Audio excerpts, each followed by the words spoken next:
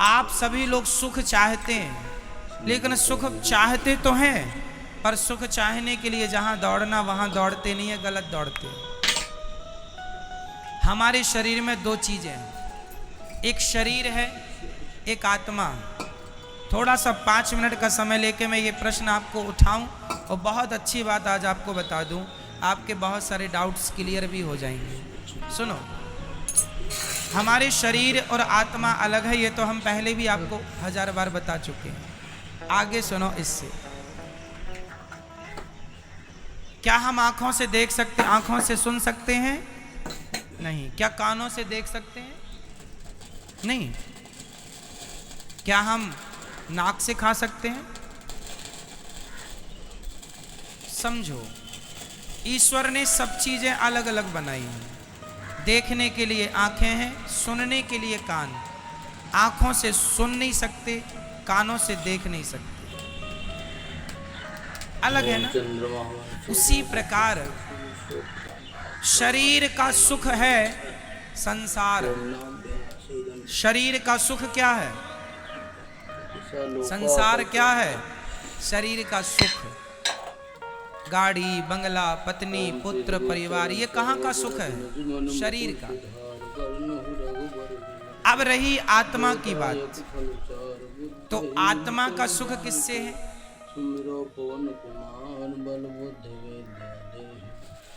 समझो, सिद्धांत को समझो, साइंस को समझो। चलो मैं साइंस से जोड़ता हूं इस सब्जेक्ट को। आप किसी भी वस्तु को ऊपर से छोड़ दीजिए, वो पृथ्वी पे जाके गिरेगा। साइंस कहता है गुरुत्वाकर्षण पृथ्वी में है।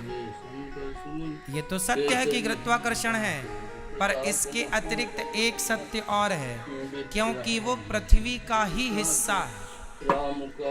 इसलिए अंश अपने अंशी की ओर भागता है।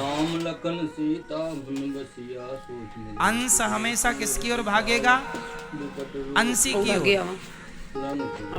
जैसे ये पुष्प, ये किसका अंश है?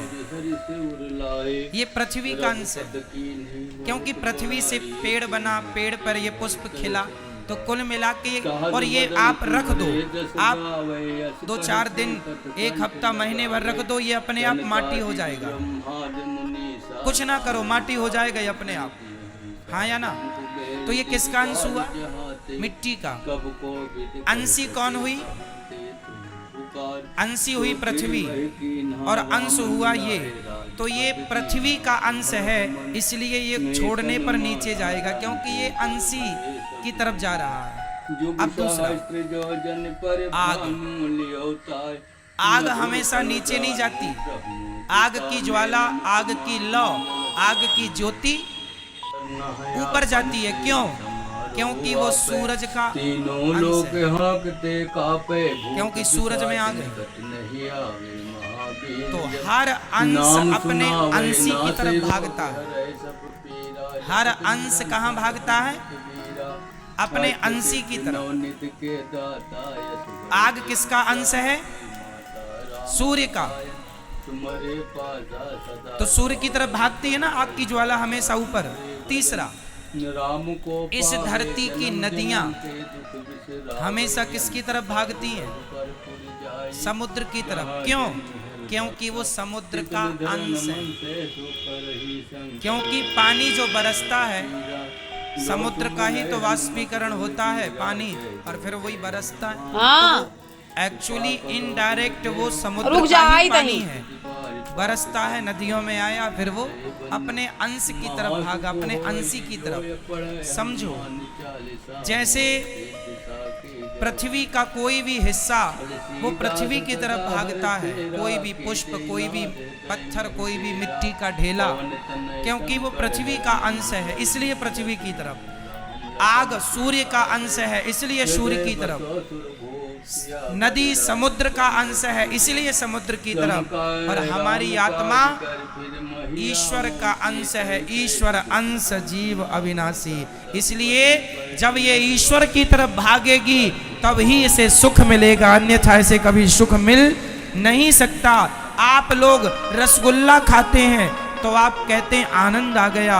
अरे रसगुल्ला से शरीर को आनंद आ सकता है, इंद्रियों को आनंद आ सकता है, आत्मा का तो रसगुल्ला से कोई लेना देना नहीं। क्यों? आत्मा किसका अंश है? ईश्वर अंश।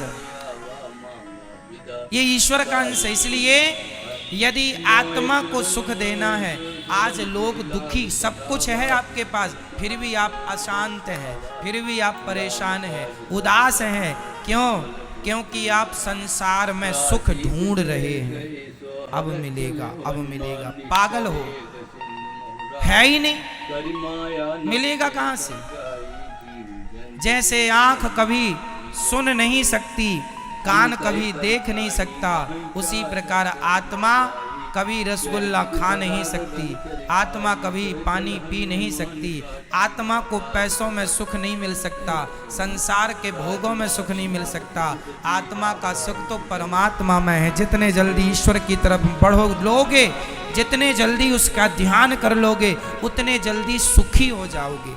सुखी होना चाहते हो तो भगवान की तरफ बढ़ो। और आप लोग शरीर को ही सुख देने में लगे हैं।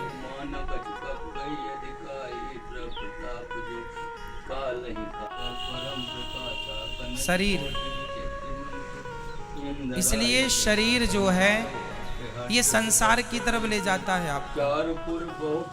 क्यों ले जाता है? क्योंकि शरीर संसार से बना है। संसार में 5 चीजें हैं, पृथ्वी, जल, वायु, अग्नि, आकाश, और ये 5 चीजों से आपका शरीर बना है। तो आपका शरीर आपको संसार की तरफ ले जाता है, क्योंकि संसार से बना है।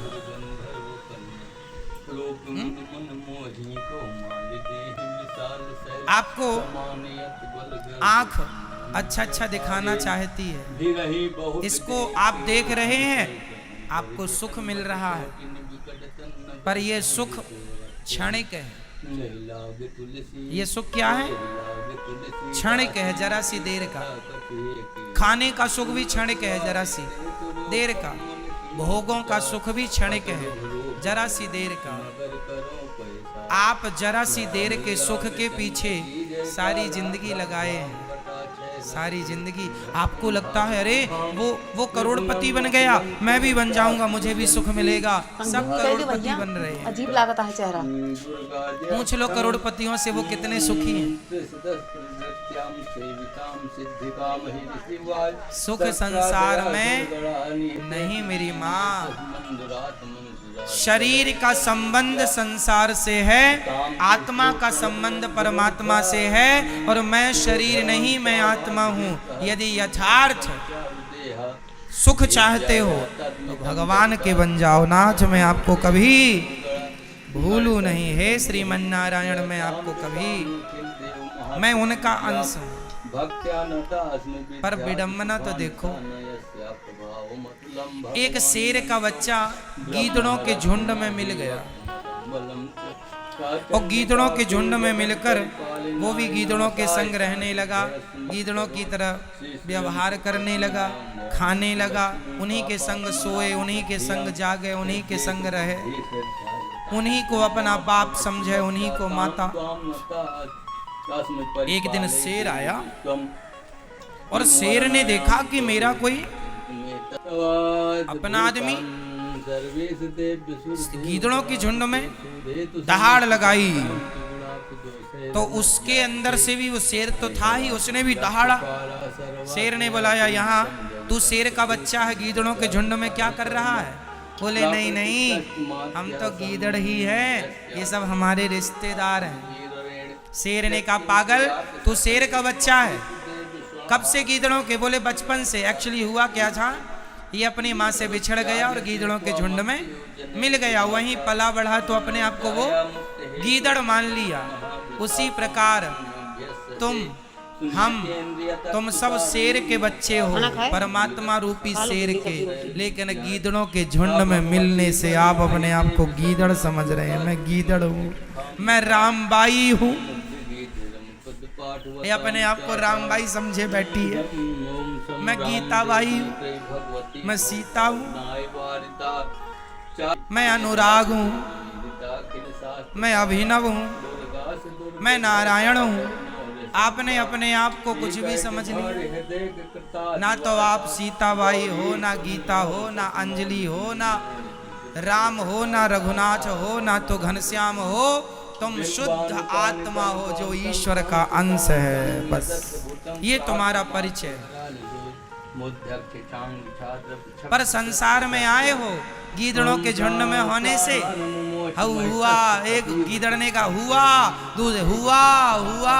आज तक किसी ने नहीं पूछा क्या हुआ, क्या हुआ, नहीं बस हुआ हुआ हुआ हुआ।